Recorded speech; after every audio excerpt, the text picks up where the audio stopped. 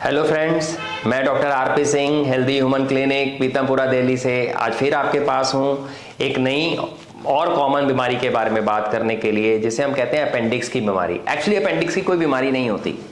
Appendix तो एक normal अंग है हमारे जिस्म में जो होता है, ठीक है। ये हमारी छोटी आंत होती है और उसके बाद ये बड़ी आंत होती है। जहाँ छोटी आंत और बड़ी आंत आपस में जुड़ती है, उसके बीच में एक ये स्ट्रक्चर होता है जिसे हम अपेंडिक्स कहते हैं, ठीक है। इस अपेंडिक्स में जब सूजन आ जाती है तो उसे अपेंडिसाइटिस कहते हैं। तो अपेंडिसाइटिस एक प्रॉब्लम है, अपेंडिक्स कोई प्रॉब्लम नहीं होती है, ठीक है।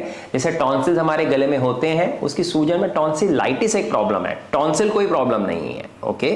तो ये अपेंडिक्स की जो प्रॉब्लम जिसे हम कहते हैं वो बेसिकली अपेंडिसाइटिस होता है। उसमें क्या होता है कि ये अपेंडिक्स की अंदर जो आंतों के अंदर ओपनिंग खुल रही है वो ओपनिंग बंद हो जाती है, क्योंकि ये एक बहुत ही छोटी नाड़ी है, बहुत ही छोटी सी पाइप है।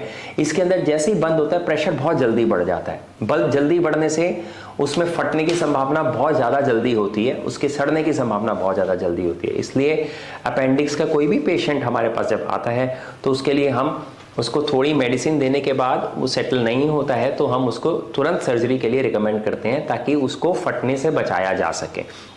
अपेंडिक्स यूजुअली जो है वो यंग बच्चों में पाया जाता है, 8 ईयर्स से लेके 20 ईयर्स के बीच में, 4 ईयर्स से लेके 20 ईयर्स के बीच में इट इज़ वेरी कॉमन।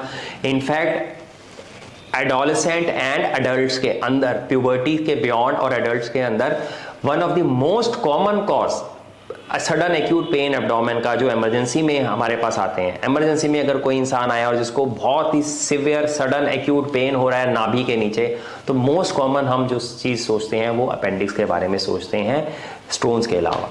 तो ये एक कॉमन बीमारी है जो बहुत जल्दी डायग्नोज होनी चाहिए, क्योंकि इसमें डायग्नोसिस और फटने के बीच में जो टाइमिंग होती है वो बहुत इंपॉर्टेंट होती है और उसके ही हिसाब से उसका रिजल्ट होता है।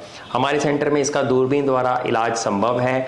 हम बिना चीरे के लेज़र या दूरबीन द्वारा इसको रिमूव करते हैं, जिससे रिकवरी बहुत फास्ट होती है और पेशेंट का रिजल्ट बहुत सेटिस्फैक्ट्री होता है।